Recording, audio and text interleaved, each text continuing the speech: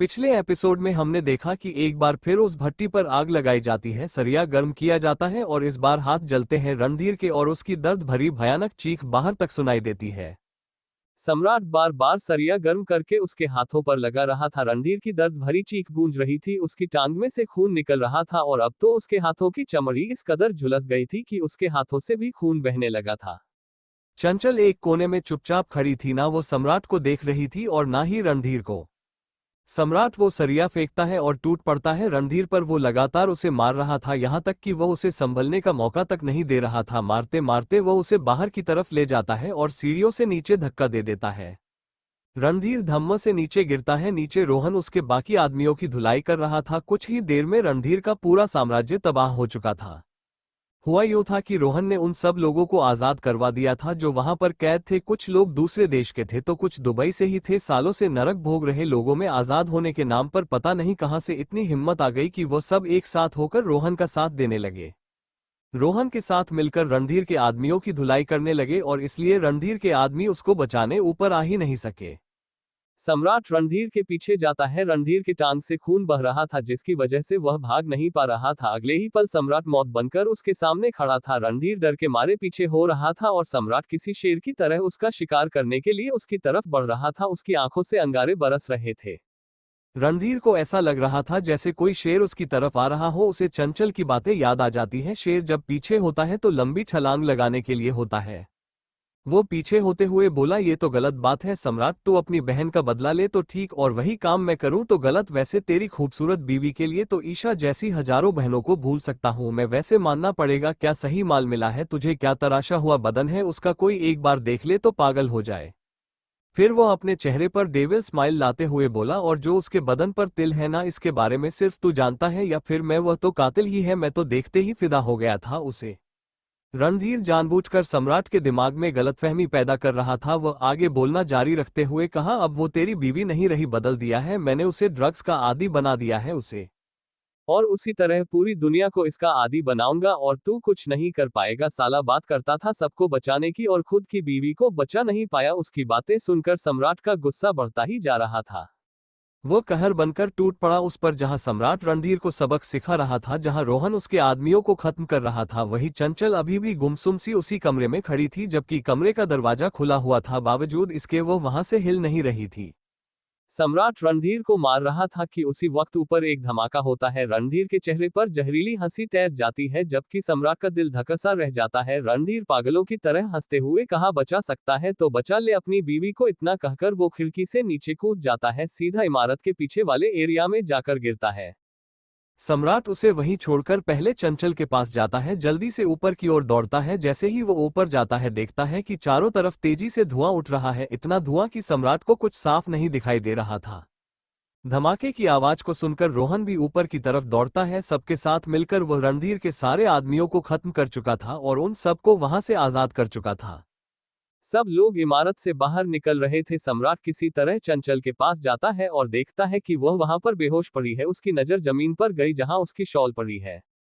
वो उस शॉल को उठाता है, चंचल को उसमें लपेटकर अपनी गोद में उठा लेता है। इतने में रोहन भी वहां पर पहुंच जाता है। धुएं की वजह से सबकी हालत खराब हो रही थी। रणधीर जो कि खिड़की से कूद गया था और घसीट घसीट कर चलते हुए वह इमारत से काफी दूर निकल गया था, वह पीछे मुड़कर इमारत को देखते हुए बोला, मेरी बरसों की मेहनत को मिट्टी में मिला दिया तूने सम्राट पर, अब मैं तुझे राख में मिलाऊंगा। इतना कहकर वह अपने जेब में से एक रिमोट निकालता है और उसे देखकर उसके होठों में डेविल स्माइल आ जाती है। सम्राट चंचल को गोद में उठा रोहन के साथ जितनी जल्दी हो सके उतनी जल्दी सीढ़ियां उतर रहा था। हमें जल्दी यहां से निकलना होगा रोहन, ये बहुत जहरीला धुआं है। वो अभी बोल ही रहा था कि तभी रणधीर एक नजर उस इमारत को देखता है और फिर एक झटके के साथ उस रिमोट के बटन को दबा देता है, जिसे दबाते ही उस इमारत में तेज धमाका होता है। देखते ही देखते पूरी इमारत के चीथड़े उड़ जाते हैं। सब कुछ तबाह हो जाता है, तहस नहस हो जाता है। पूरी इमारत जलने लगती है जिसकी लपटें ऊपर आसमान तक जा रही थी। दूर खड़ा रणधीर उस आग को देखते हुए, गेम खत्म सम्राट सिंह राठौड़, गेम खत्म, मेरे ही घर में आकर मुझे मारेगा। रणधीर कल भी तेरा बाप था, आज भी है। इतना कहकर वह वहां से चला जाता है। कहाँ जाता है ये किसी को नहीं पता था। वो इमारत मिनट में पूरी तरह से जलकर राख हो गई थी। भले ही रणधीर जख्मी था, बेशक उसके हाथ जले हुए थे, पर वह रणधीर था, उसके लिए वहां से भागना और इमारत में धमाका करना कोई बड़ी बात नहीं थी। सम्राट के आने की खबर सुनकर उसने पहले ही इमारत में बम लगवा दिए थे, जिसका रिमोट उसने अपनी पैंट के जेब में रख लिया था। उसे दूसरों को तकलीफ देने में हद से ज्यादा मजा आता था, चाहे उसके लिए उसे खुद तकलीफ क्यों ना सहनी पड़े। उसके बाद वो वहां से गायब हो जाता है, कहाँ गया कहाँ नहीं कुछ नहीं पता, पर वो जिंदा जरूर बच गया था। रात हो गई थी और अंधेरा छा गया था, और घने अंधेरे में रणधीर किधर निकल गया कुछ नहीं पता। रात गुजर जाती है, सवेरा होता है। अगले दिन सुबह मुंबई के एक अस्पताल के बेड पर चंचल बेहोश पड़ी थी। सम्राट उसके पास ही बैठा था, शोभा जी आरती जी भी उसके पास बैठी थी और रोहन भी वही था। दरअसल सम्राट को आभास हो गया था कि वहां पर जरूर कुछ बड़ा होने वाला है। धमाका होने से पहले ही वो चंचल को लेकर वहां से कूद गया था और उसके साथ रोहन भी। हाँ, उनको थोड़ी बहुत चोटें आई थी, पर उनकी जान बच गई थी और सम्राट के लिए सबसे ज्यादा जरूरी था चंचल की जान बचाना, इसलिए वह अपनी परवाह किए बिना उसको लेकर वहां से निकलता है। रातों रात अपने प्राइवेट चॉपर से मुंबई आ जाता है। सम्राट को पता था कि रणधीर बच गया है, लेकिन रणधीर को नहीं पता था कि सम्राट, चंचल और रोहन तीनों ही बच गए हैं। वह खुश था कि उसने अपने सबसे बड़े दुश्मन को खत्म कर दिया है और अब वह दोबारा से अपना राजपाट शुरू करेगा। ड्रग्स का ऐसा धंधा फैलाएगा हर तरफ की पूरी दुनिया इसकी गुलाम हो जाएगी, पर अभी कुछ समय के लिए छुप कर रहना होगा। वैसे भी उसके एक नहीं बहुत ठिकाने थे, वो दुबई से कहीं दूर जा चुका था। इधर चंचल पूरी रात होश में नहीं आई। उसकी हालत देखकर शोभा जी आरती जी का रो रो कर बुरा हाल हो गया था। सम्राट भले खुद को सबके सामने मजबूत दिखाकर बैठा हो, पर अंदर से उसका दिल रो रहा था। एक कसक ये भी थी उसके दिल में कि उसकी हालत का जिम्मेदार वो खुद है, क्योंकि वो रणधीर को भूल गया। कैसे इतनी बड़ी लापरवाही कर गया वो। हर चीज में आगे रहने वाला सम्राट कैसे भूल गया कि अभी उसका सबसे बड़ा दुश्मन रणधीर जिंदा है। अंदर ही अंदर वह खुद को कोस रहा था। वह तो चंचल के लिए खुशियां बटोरने कश्मीर गया था, पर चंचल को मिला क्या दुख, तकलीफ, टॉर्चर। वो यही सोचते हुए खुद को दोषी मान रहा था। तभी डॉक्टर अंदर आता है। मिस्टर सम्राट, हमने आपकी वाइफ का पूरा चेकअप कर लिया है। उनकी बॉडी में ब्लड से ज्यादा तो ड्रग्स हैं, और वो भी कोई मामूली ड्रग्स नहीं, बहुत हाई लेवल के, जिसके हैवी डोज उन्हें लगातार दिए गए हैं। उसके अलावा एक चीज और उनके ब्लड में पाई गई है। इसके बाद ये कहते कहते वो डॉक्टर चुप हो जाता है, क्योंकि वो सम्राट के गुस्से से वाकिफ था। सम्राट एक टक चंचल का चेहरा देखते हुए, इसके बाद क्या डॉक्टर? डॉक्टर आगे बोलते हुए, देखिए, उनको एक ऐसी दवाई दी गई है जिसके कारण हो सकता है कि होश में आने के बाद वो आप में से किसी को भी ना पहचाने, और हो सकता है कि सबको ही पहचान ले। अभी जब तक ये होश में नहीं आ जाती हम कुछ नहीं कह सकते, पर आप सब चीज के लिए तैयार रहे। एक बात और, पेशेंट के साथ बहुत ज्यादा टॉर्चर किया गया है, मेंटल लेवल पर, फिजिकल लेवल पर। बाकी तो उनके होश में आने के बाद ही पता चलेगा। और एक चीज मिस्टर सम्राट, उनकी बॉडी में ड्रग्स पाया गया है। हो सकता है ये होश में आने के बाद वो ड्रग की मांग करे, और अगर इन्हें ड्रग नहीं दिया गया तो उनकी जान भी जा सकती है। सम्राट कुछ नहीं बोलता, बस चंचल को देखता रहता है। उसकी आंखें नम हो जाती हैं। वो कसकर उसका हाथ पकड़ लेता है, जैसे कह रहा हो, कुछ नहीं होगा, मेरी चंचल को मैं होने नहीं दूंगा। ये सुनकर शोभा जी बेतहाशा रोने लगते हैं। कुछ देर के बाद सम्राट शोभा जी और आरती जी को घर भेज देते हैं। रह जाते हैं सम्राट, चंचल और रोहन। सम्राट रोहन को भी घर जाने के लिए बोलता है, पर रोहन अभी उसे छोड़कर जाने के लिए मना कर देता है, लेकिन सम्राट नहीं मानता। वो उसे समझाता है कि कितने दिनों से तू मेरे साथ है, उधर तनु को भी तेरी जरूरत है। आखिर सम्राट के जिद के आगे उसे झुकना ही पड़ता है, और वो जल्दी वापस आने के लिए बोलकर वहां से चला जाता है। सम्राट वही चंचल का हाथ पकड़कर बैठ जाता है। उसकी आंखें अभी भी नम थी, वो नम आंखों से बस चंचल को देखे जा रहा था। उधर रोहन के बिना तनु का बुरा हाल हो गया था, यहाँ तक कि उसको ये भी समझ आ गया था कि अब वो रोहन को लेकर कुछ फील करने लगी है और उसके बिना रह नहीं सकती। एक तो 2 दिन से उसकी रोहन से बात नहीं हुई थी, अब तो उसका बिल्कुल भी मन नहीं लग रहा था, यहाँ तक कि रोहन की याद में उसे बहुत रोना आ रहा था। वो हॉल में इधर से उधर घूमते हुए, हद है, एक कॉल तक करने का वक्त नहीं इसके पास, यहाँ मैं मरी जा रही हूँ इसके साथ बात करने के लिए। आने दो, एक बार मैं भी बात नहीं करूंगी उससे, वह नाराजगी से बोल रही थी। तभी उसी वक्त घर का दरवाजा खुलता है। रोहन अंदर आता है। तनु की नजर उस पर पड़ती है और रोहन की तनु पर, दोनों की नजरें मिलती है। तनु तो उसे देखते ही सब कुछ भूल जाती है और भाग कर आती है और रोहन के सीने से लग जाती है और अपने हाथ उसकी पीठ पर कसते हुए, कहाँ कहाँ चले गए थे तुम, फोन भी नहीं किया मुझे, कितनी फिक्र हो रही थी तुम्हारी, मेरा दिल भी नहीं लग रहा था तुम्हारे बिना, तनु उसके सीने में समाते हुए बोले जा रही थी। रोहन के दिल को भी एक सुकून मिलता है, उसे पता ही नहीं चलता कि कब उसके हाथ तनु की कमर पर कस गए। आंखें बंद हो गई, तनु भी अपनी आंखें बंद कर लेती है। दोनों एक दूसरे को कसकर पकड़ लेते हैं और आंखें बंद करके एक दूसरे को महसूस करने लगे। यहाँ अस्पताल में सम्राट अभी भी चंचल के पास उसका हाथ पकड़कर बैठा हुआ था, जबकि उसकी खुद की हालत अभी भी काफी खराब थी, पर फिर भी वह एक पल के लिए भी चंचल को अकेला नहीं छोड़ रहा था। तभी नर्स वहां पर आती है, उसे बताती है कि आपको डॉक्टर बुला रहे हैं कुछ डिस्कस करने के लिए। सम्राट बेहोश पड़ी चंचल के सिर पर हाथ फेरता है और वह नर्स को वहीं बैठने का बोलकर वहां से चला जाता है। तकरीबन 20 मिनट के बाद वह वापस आता है। वो दरवाजा खोलकर अंदर आता है। नर्स उसकी तरफ देखते हुए बोली, आपकी वाइफ को होश आ गया है सर। वो चंचल की तरफ इशारा करते हुए बोलती है। सम्राट चंचल की तरफ देखता है जो कि अब उठकर बैठी हुई थी पर गुमसुम थी। वो जल्दी से उसके पास जाता है और उसका चेहरा अपने हाथों में भरते हुए, कहाँ डरा दिया था तुमने तो यार, इतना कौन सोता है, पता है मैं कितना डर गया था, मेरी वजह से ये सब। इससे पहले कि वह अपनी बात को पूरी करता, चंचल बीच में ही उसके हाथ अपने चेहरे से हटाते हुए बोली, कौन है आप?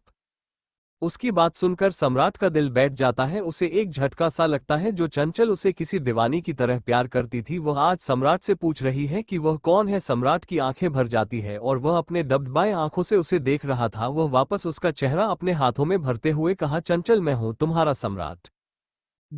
चंचल वापस उसके हाथ अपने चेहरे से हटा देती है और सम्राट से पीछे होते हुए बोली, हाथ मत लगाओ मुझे, कौन हो तुम? तुम्हें भी उसी ने भेजा है ना मुझे इंजेक्शन देने के लिए, जैसे वह देता था उसी ने भेजा है ना। वो किसी छोटे बच्चों की तरह बोले जा रही थी और सम्राट अपने नम आंखों से उसे देखे जा रहा था। चंचल 2 मिनट के लिए चुप होती है, फिर वह रोते हुए, मुझे इंजेक्शन मत देना, बहुत दर्द होता है, ये कहते हुए उसके आंसू लुढ़ककर गालों पर आ जाते हैं। सम्राट की आंखों से भी आंसू बह जाते हैं। वो चंचल की तकलीफ को महसूस कर सकता था, उस दर्द का एहसास था उसे जो चंचल ने झेला था। अगले ही पल वह एकदम से चंचल को अपनी सीने से लगाते हुए बोला, कोई तुम्हें इंजेक्शन नहीं देगा, कोई तुम्हें दर्द नहीं देगा। चंचल भले ही इस वक्त सम्राट को पहचान नहीं पा रही थी, पर उसका दिल तो अपने प्यार को पहचानता था। उसे सम्राट के सीने से लगकर बेहद सुकून मिल रहा था। उसे पता ही नहीं चला कि कब उसके हाथ सम्राट की पीठ पर चले गए और आंखें बंद हो गई। दोनों की आंखों से लगातार आंसू बह रहे थे। पास खड़ी नर्स जल्दी से डॉक्टर के पास जाती है। चंचल सम्राट के सीने से लगे हुए किसी बच्चे की तरह बोल रही थी, वो बहुत गंदा है, बहुत गंदा, उसने मेरे हाथ भी जला दिए और मेरे साथ। इससे पहले कि वो अपनी बात को पूरी करती, उससे पहले ही डॉक्टर आ जाता है। उसने मेरे साथ, बस यही सुनाई दे रहा था सम्राट को। अब इस आधी अधूरी बात का क्या मतलब निकलेगा? सम्राट दूसरी तरफ रोहन को देखते ही तनु खुद को रोक नहीं पाए। उसके सीने से जा लगी भावनाओं में बहकर पता नहीं क्या क्या बोल गई। रोहन को भी उसके पास आकर सुकून मिल रहा था। उसे पता ही नहीं चला कि कब वह उसे अपनी बाहों में भर लेता है। तनु के होठों पर मुस्कान खिल जाती है। वह रोहन को और भी कसकर पकड़ लेती है। कुछ देर के बाद दोनों को ही एहसास होता है कि वह न जाने कब से ऐसे ही एक दूसरे से लिपटे हुए हैं। दोनों ही एकदम से होश में आते हैं और एक दूसरे से नजर चुराते हुए अलग होते हैं। अब दोनों से ही कुछ कहते नहीं बन रहा था। तनु को जब कुछ नहीं सूझता तो वह किचन की तरफ भागते हुए बोली, तुम फ्रेश हो जाओ, तब तक मैं तुम्हारे लिए काफी बनाती हूँ। इतना कहकर वह जल्दी से किचन में चली जाती है और रोहन भी मौके की नजाकत को देखते हुए फटाफट से वॉशरूम चला जाता है। वह तो वैसे भी खुद पर हैरान हुए जा रहा था। वह वॉशरूम का दरवाजा अंदर से बंद करता है। दरवाजे से टेक लगाकर लंबी लंबी सांस लेते हुए बोला, क्या कर रहा था मैं? कैसा सुकून था जो मुझे तनु के करीब रहने से मिल रहा था? क्या हो रहा था मुझे? क्यों मैं सब कुछ भूल जाता हूँ जब भी यह लड़की मेरे पास होती है? क्या मेरे जज्बात बदल रहे हैं? क्या मैं इसे लेकर कुछ? वो अपनी बात अधूरी छोड़ देता है, पर फिर अगले ही पल वो खुद को तसल्ली देते हुए बोला, नहीं नहीं, ऐसा कुछ नहीं है, मैं कुछ ज्यादा ही सोच रहा हूँ। ये कहता हुआ वो शॉवर के नीचे खड़ा हो जाता है, जैसे कुछ पल के लिए शांत करना चाहता हो सब कुछ। उधर तनु भी कॉफी बना रही थी और साथ में उसकी भी बड़बड़ चालू थी। क्या हो गया था मुझे?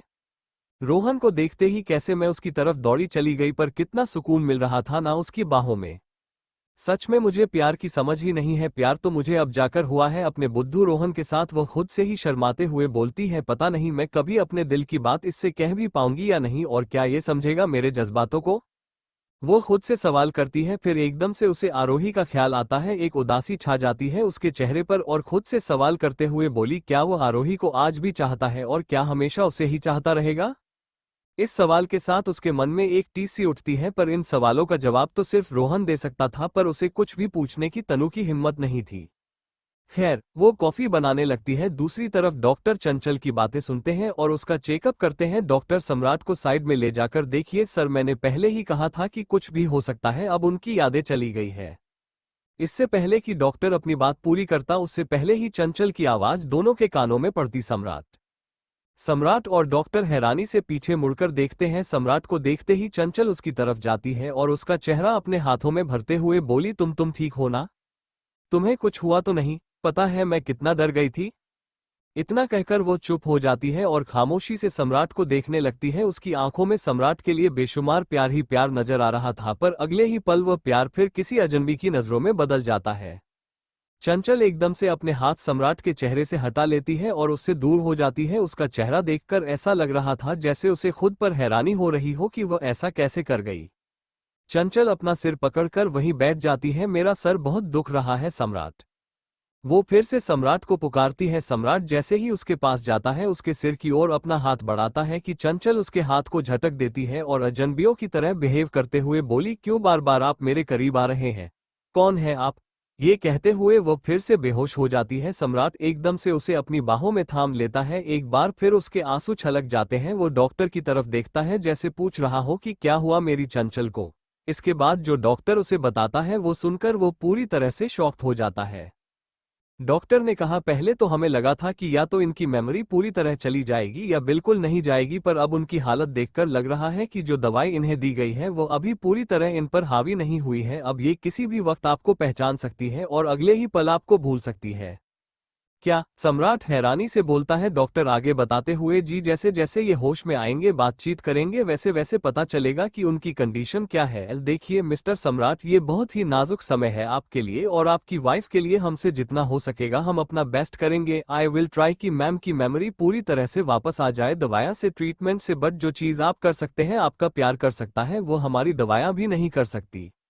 ऐसा भी वक्त आ सकता है जिस वक्त यह आपको बिल्कुल भूल जाए। उस वक्त हो सकता है आपको पहचाने नहीं और उस वक्त यह आपके ऊपर हमला भी कर दे, कुछ उठाकर मार दे या खुद को कोई नुकसान पहुंचा दे। ऐसे केस में पेशेंट की मेंटल होने के चांसेस ज्यादा रहते हैं। मैं आपसे कुछ भी नहीं छुपाऊंगा और आपकी वाइफ का केस कुछ ऐसा ही है। अगर इनके साथ जरा सी भी लापरवाही हुई तो। सम्राट ने बीच में ही डॉक्टर की बात को काटते हुए कहा, ऐसा कुछ नहीं होगा डॉक्टर, मैं अपनी चंचल को पूरी तरह से ठीक करके ही रहूंगा। उसकी जिंदगी से यह 4 दिन मिटा कर ही रहूंगा, चाहे उसके लिए मुझे कुछ भी क्यों न करना पड़े। ये कहता हुआ वह चंचल को अपने सीने से लगा लेता है। इसके बाद वह सही से उसे बिस्तर पर लेटा देता है। डॉक्टर चंचल को एक इंजेक्शन देते हैं जिससे ड्रग्स का उस पर असर ना हो। उधर रोहन बाहर आ गया था और अभी तक तनु भी कॉफी बनाकर उसके पास कमरे में ही चली गई थी। वो अंदर जाती है। रोहन अपनी शर्ट के बटन बंद कर रहा था। एक नज़र उसे देखती है, फिर अपनी नज़रें फेर लेती है। बिस्तर पर बैठते हुए बोली, कैसा रहा तुम्हारा काम? सब अच्छे से हो गया ना? अब दोबारा मुझे छोड़कर तो नहीं जाओगे? एक बार फिर उसके दिल की बात जुबां पर आ जाती है। रोहन उसकी बातें बड़े ध्यान से सुन रहा था। उसकी बातें सुनकर उसके चेहरे पर स्माइल आ जाती है। तनु उसे मुस्कुराते हुए देखती है और फिर एकदम से, क्या हुआ, तुम मुस्कुरा क्यों रहे हो? मैंने कुछ गलत कह दिया क्या? वो अपने खुले बालों को कान के पीछे करते हुए बोलती है। रोहन उसके पास आकर बैठते हुए बोला, मुस्कुरा नहीं रहा हूँ, खुश हो रहा हूँ। मुझे नहीं पता था कि जब कोई किसी का इंतजार करता है तो कितनी खुशी मिलती है। अकेला ही चला आया हूँ, हमेशा जिंदगी की राहों में किसी का साथ कभी रहा ही नहीं, तो अब ये छोटी से छोटी खुशी भी बेहद सुकून देती है और यह सब तुम्हारी वजह से पॉसिबल हुआ है तनु। वो उसके हाथ पर अपना हाथ रखते हुए बोलता है, सच में तुम मेरी बहुत अच्छी दोस्त हो। तनु बस मुस्कुरा कर रह जाती है। जहां वो उसे दिल ही दिल बेहद चाहने लगी थी, वही रोहन ने आज उसे सिर्फ दोस्त कहकर एकदम से उसके अरमानों पर पानी फेर दिया था। पर वह कुछ भी नहीं कह पाई उसके सामने, पर अगले ही पल उसने खुद को तसल्ली दी, चलो कुछ नहीं तो दोस्त ही सही। कम से कम ये बुद्धू राम मुझसे बात तो करने लगा, वरना पहले तो बोलता ही नहीं था। इस खुशी के साथ वह कॉफी का कप उठाकर रोहन को देती है, फिर दोनों अपनी बातों में लग जाते हैं। रोहन ने उसे अब तक नहीं बताया था कि वह कहाँ गया था, चंचल के साथ क्या क्या हुआ है। वो एक सही मौका तलाश रहा था उसे सच बताने के लिए। ऐसे ही दिन बीत जाता है। शाम होती है। शाम के वक्त चंचल को होश आता है। सम्राट अभी भी उसके पास ही बैठा था। एक मिनट के लिए उसने उसे अकेला नहीं छोड़ा था। आरती जी ने तो कहा था कि थोड़ी देर के लिए ही सही घर चला जाए, थोड़ा आराम कर ले, पर सम्राट ने साफ मना कर दिया कि वह अपनी चंचल को छोड़कर कहीं नहीं जाएगा। अभी तक तो वह भी पूरी तरह से ठीक नहीं हुआ था। शाम होती है। सम्राट चंचल का हाथ पकड़कर बैठा हुआ था। बहुत कुछ चल रहा था उसके दिमाग में। 4 दिनों में चंचल के साथ क्या हुआ क्या नहीं कुछ तो चंचल ने अपने मुंह से बता दिया, कुछ वह बताते बताते रह गई। तभी सम्राट देखता है कि चंचल को हल्का हल्का होश आ रहा था। वो उसका हाथ छोड़ देता है क्योंकि उसे नहीं पता था कि चंचल उठने के बाद कैसा रिएक्ट करेगी। चंचल अपनी आंखें खोलती है, अपने सामने सम्राट को देखती है। सम्राट को अपने सामने देखकर वह हैरान रह जाती है, इसलिए नहीं कि उसने उसे पहचान लिया, नहीं, इसलिए कि उसने उसे पहचाना नहीं था। अभी भी वो उसके लिए अजनबी ही था। वह धीरे से उठकर बैठते हुए बोली, आप अभी तक यही है? आखिर आप हैं कौन? उसके सवाल से सम्राट समझ जाता है कि उसने उसे पहचाना नहीं। उसके दिल में कुछ होता है, उसकी आंखें नम हो जाती है। वह बिना कुछ बोले उठता है, पानी का गिलास उठाता है, चंचल की तरफ पानी बढ़ाते हुए बोला, पानी पी लो। चंचल उसके हाथ से पानी का गिलास ले लेती है और फिर पीती है। सम्राट वापस उसके पास बैठते हुए चंचल से पूछा, अब बताइए आप कौन है? वो ये पता करना चाहता था कि चंचल को अपने बारे में कुछ याद है या नहीं। चंचल अपने दिमाग पर जोर डालते हुए बोली, मैं कौन हूं मुझे नहीं पता, मुझे कुछ याद नहीं आ रहा है, उसने अपना सिर पकड़ते हुए कहा। सम्राट के लिए ये और भी परेशानी की बात थी कि वो खुद को भी भूल चुकी है। अब करेगा सम्राट? कैसे उसकी यादें वापस लाएगा? कैसे उसे अपने घर लेकर जाएगा? तभी नज आती है और सम्राट की तरफ पेपर बढ़ाते हुए बोली, सर इस पेपर पर आपके साइन चाहिए, इसके बाद आप मैम को घर लेकर जा सकते हैं। घर? किसका घर? मैं तो आपको जानती भी नहीं हूं, मैं आपके साथ क्यों जाऊं? सम्राट नस को वहां से जाने का इशारा करता है और फिर उसके पास जाकर बेहद प्यार से उसका हाथ अपने हाथ में लेकर बोला, मैं आपको आपके ही घर लेकर जा रहा हूं। आपको याद है आपकी आरती आंटी जो पहले आपके साथ रहती थी, वो अब मेरे साथ ही रहती है और उन्होंने ही मुझे यहाँ भेजा है। वो खुद नहीं आ सकती थी, इसलिए सम्राट को जो समझ में आ रहा था वो बोल रहा था। वो कैसे भी करके उसे अपने साथ घर लेकर जाना चाहता था। उसकी बात सुनकर चंचल चुप हो जाती है, अपना हाथ उसके हाथ से खींच लेती है और सम्राट वहां से उठते हुए बोला, मैं अभी डॉक्टर से मिलकर आता हूं। इतना कहकर वह बाहर जाने लगता है, पर 2 कदम बढ़कर उसके कदम रुक जाते हैं। वह वापस उसके पास आते हुए बोला, आज से आप मुझे अपना दोस्त समझिए। वह अपने आंखों की नमी छुपाते हुए बोलता है, दोस्त? चंचल हैरानी से पूछती है। सम्राट अपना हाथ उसके सामने करते हुए बोला, हाँ दोस्त, क्यों दोस्ती के लायक नहीं हूं मैं? वह एक टक उसकी आंखों में देखते हुए बोलता है। चंचल का दिल धड़क उठता है। सम्राट का साथ, उसकी बातें, उसकी वह सर्द आवाज, सब उसे सम्राट की तरफ खींच रही थी। उसे पता ही नहीं चलता कि कब उसने अपना हाथ सम्राट के हाथ में रख दिया। अब आगे की कहानी सुनने के लिए बने रहिए नफरत भरी मोहब्बत कहानी पर।